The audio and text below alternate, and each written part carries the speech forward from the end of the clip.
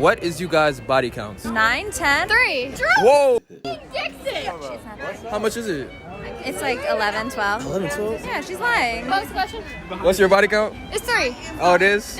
That's dope, that's No, dope. 2. I'm sorry. Oh, it's 2? Two. Okay, bet that. Does a person's body count matter in dating? I personally don't want somebody that anybody can have, because if I'm gonna hold myself accountable and not let anyone have access to me, what's fair in having someone that anyone can have access to?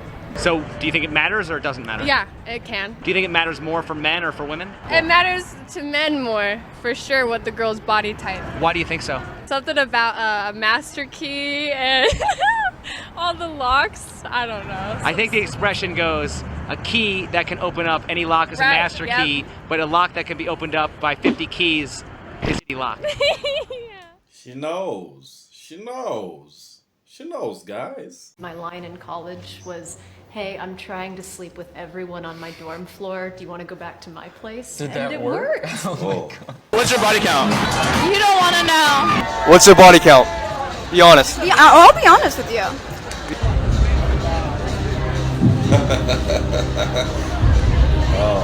She's divided. At least, I would say like 9 or 10. We're going to confidently say 10. Divided by 5. Alright. She's for the streets. Oh, she had to divide the number by 5. Guys. So, why are men so concerned about what you did in the past sexually with other men? The answer is actually complex and multifaceted. There are 2 general components. Here's how we can begin to approach an understanding. Ladies, have you ever had the experience, and I bet you have, of buying an expensive piece of clothing only to realize a week or 2 later that a discount code existed that could have gotten you 50% off the same item? When you learn about the existence of that code, how do you feel? Bad. Not very good, right? You may even have complained and tried to get the company to retroactively honor the code after the purchase. I've seen many women do that. And why do you do that? Because learning about the discount code actually changes your perception of the item that you bought. Whereas 2 weeks ago, you were more or less happy to pay full price for that piece of clothing, once you realize that you paid 100% more than you needed to, you can't look at the same item the same way again. It's not What he's saying is you marry somebody thinking they're a good girl when they are been in the streets. And then a few months down the line, when the street calls, you realize that, oh, they belong to the streets. Guess what that will do to the marriage? I don't have to tell you. nearly as attractive and desirable as it once was. Why? Because it turns out you didn't actually underpay for something valuable, you overpaid for something cheap. And that is not a good feeling.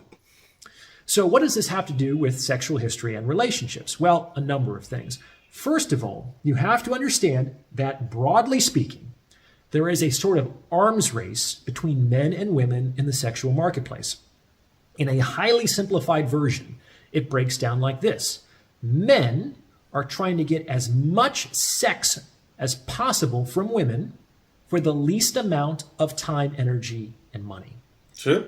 And women are trying to get as much time, energy, and money from men for the least amount of sex. This is obviously an oversimplification, but there must be at least some truth to it because we typically don't see the roles reversed. So when a man is actually in a relationship with you, in that he's taking you out on dates and listening to your problems and meeting your family and taking you on trips and supporting you emotionally, in short, when he is heavily investing time, energy, and money into you, and then he learns that you guy that you met at a bar an hour ago and who ghosted you the next day, he's going to feel like you did when you found out about those discount codes. That is, he's going to feel like a total schmuck for overpaying for something that you were obviously willing to sell for a fraction of the price. And I guarantee that will change the way he perceives you forever.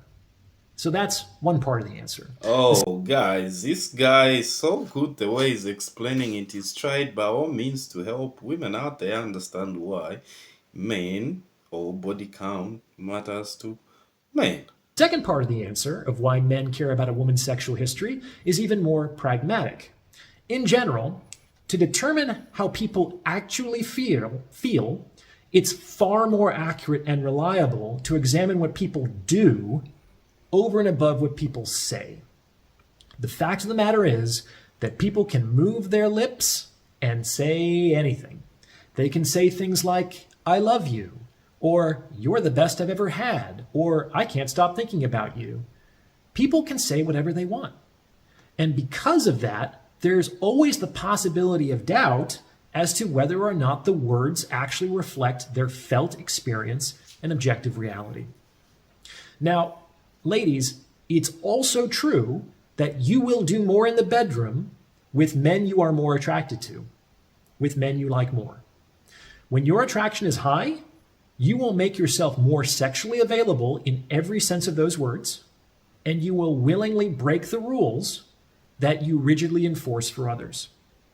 So if you put two and two together, you can see that learning about a woman's sexual history is a way for men to kind of confirm a woman's words with her actions and to determine how attracted a woman actually is to them.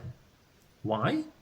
Because if a man finds out that you did other things sooner or more frequently than you did or do with him, the reasonable conclusion that he is going to draw is that you are not as attracted to him as you have been to other men in your past, with whom you were willing and enthusiastic about doing those things.